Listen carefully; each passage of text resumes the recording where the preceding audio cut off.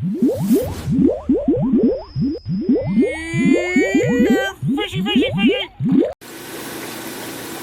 What's going on, fishy friends? Alright, Rich here with a quick little fish room update. Let's see, we had some issues in the ram tank the other day with the larger of the two rams in this tank looking like he had a swim bladder issue. He is looking much better. Honestly, I've done nothing but water changes. I have not fed him any peas, I have not added any salt. The day after I shot that last video when he was swimming loop-de-loops, one day later he was already looking a lot better after just one big water change. I typically don't like to use salt in any of my tanks to begin with, so I wanted to hold off actually adding any salt to this tank. And now that he looks better, I'm glad I did. Oddly enough though, I don't see the other ram right now, but I have no reason to believe there's anything wrong with that one. It's probably just not visible at the moment. Juvenile tiger turks are doing very well. They are still kind of skittish. They still kind of hide out in a group in the corner of the tank sometimes.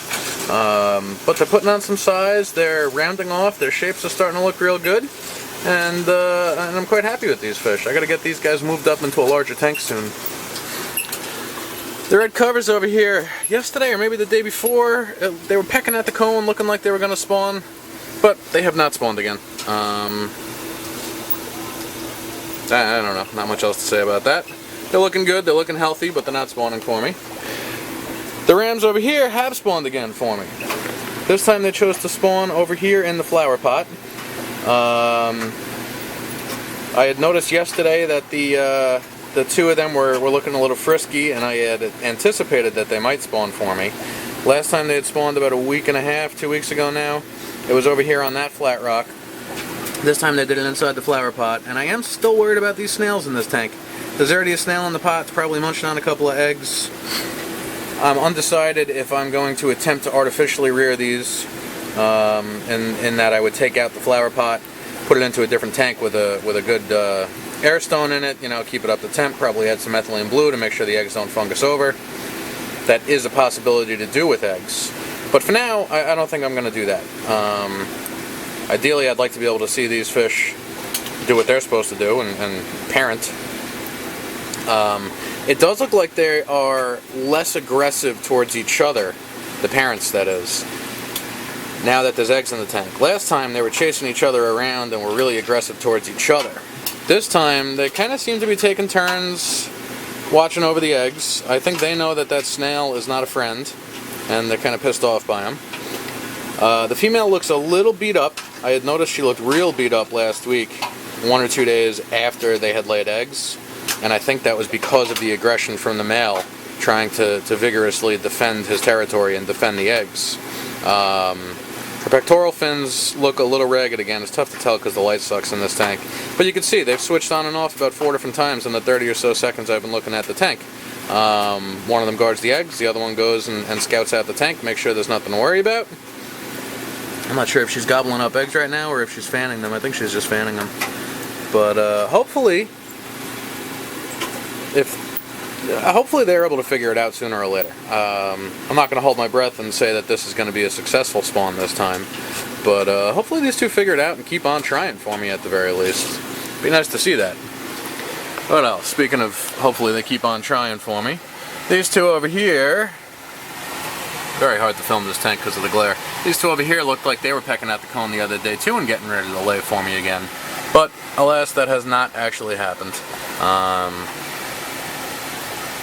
And that's that. It just hasn't happened.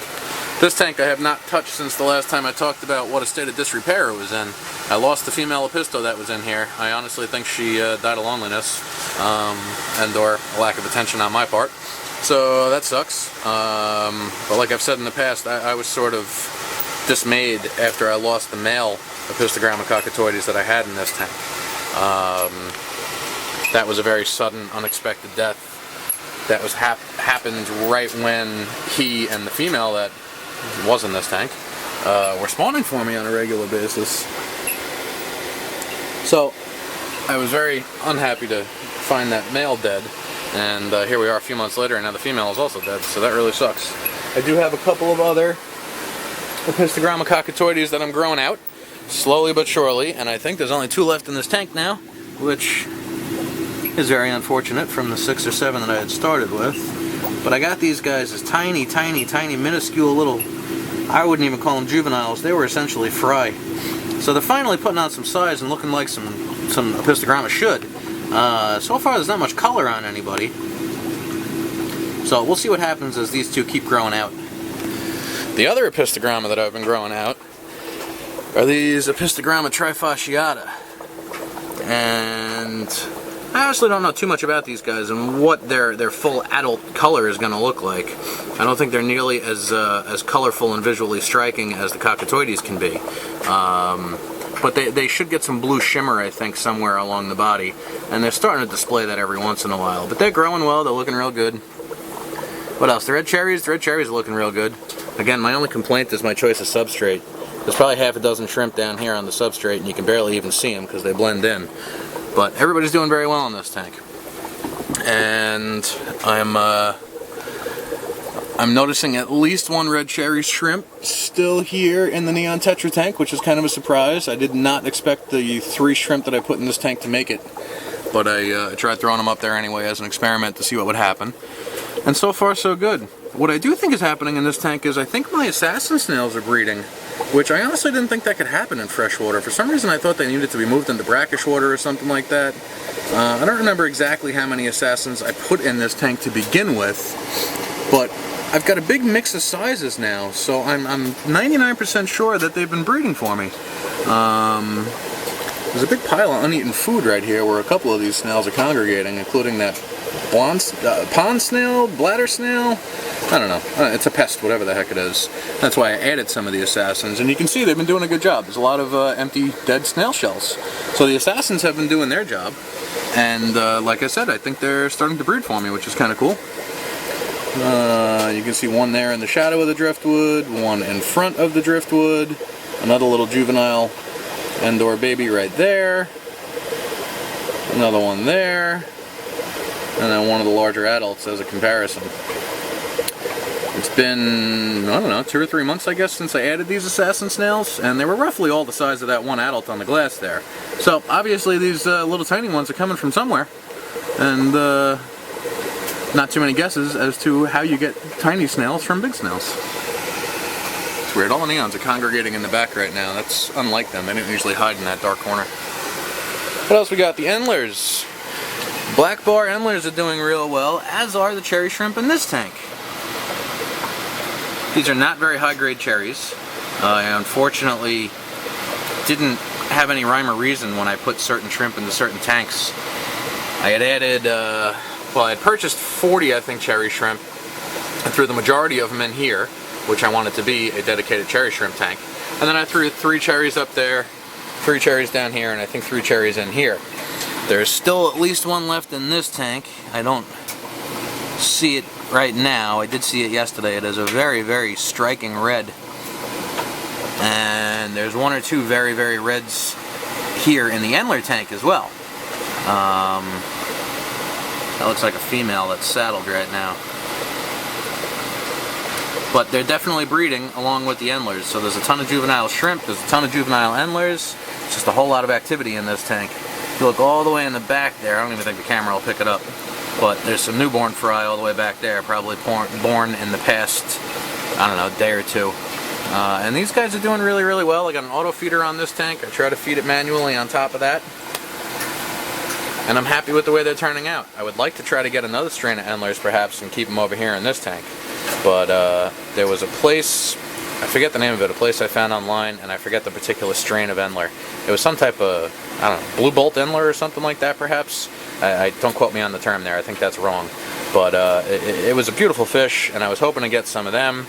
And I stumbled upon a website of a couple of people who were breeding Endlers, and it turned out that they do so not very far from my house. And the following day I had sent them a message, never heard back from them via their website, and then the next day I went on their website and they basically indicated they had shut down operations at least through the winter time. Actually, I think they said they might be back up and running in February. So, reading between the lines, something must have happened with their breeding program and they put everything on hold for a while. This was the tank that had the leak. Let me correct myself, it wasn't the tank that had the leak, but that hang-on back aqua clear filter. So So everything's doing very well in this tank now. The 3 angels that are in here are still growing, still putting on size, and like I've been saying, slowly but surely I'll be moving them over here to join the rest of the angelfish over here. As I mentioned last time, this tank, the growth from the plants in this tank is doing much, much better since I've increased the bioload and added a few fish.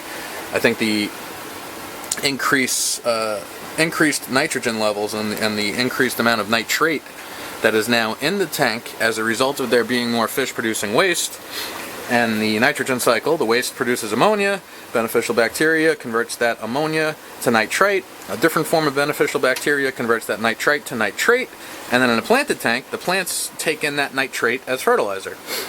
And I've seen an explosion in growth in all these plants since adding in a few more of these fish. You can see there's a leaf of a Crinum calamastratum. There's such a glare. There's one of the Crinum leaves, there's another one over there. That Crinum was all but dead a few months back. Same goes for the red tiger lotus. Not that it was all but dead, but the growth was stunted completely. There was hardly any red left to it. It wasn't putting out any new leaves, and now it's really, really doing well. All the plants are doing very well in this tank, minus the algae on the glass there. I got to clean that.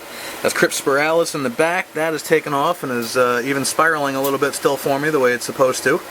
I had been less than pleased with the way that had been looking before I added some of these extra fish.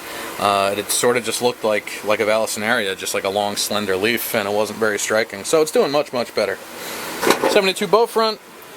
This thing is in dire need of a rescape. As I've said, I would like to turn this into a planted discus tank and move all my discus over to here sooner or later. And I guess that's about it for today in the fish room, guys. I'll keep everybody updated. Let me know what you guys think. If you like what you're seeing, hit that subscribe button, hit that thumbs up button, and I'll talk to you guys later.